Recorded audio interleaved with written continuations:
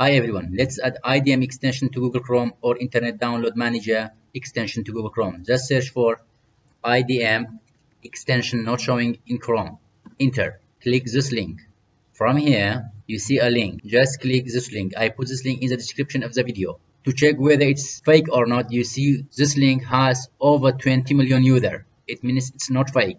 Just add to Chrome. Add extension. Internet Download Manager extension for Google Chrome has been installed. Now you can close page. From here, you can see your extension. You see IDM integration extension. I suggest you click these three dots. Manage extension.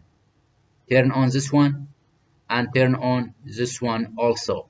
And change this one to on all sites. Okay. Now if I download something from Google, you see that is just for check. Click here.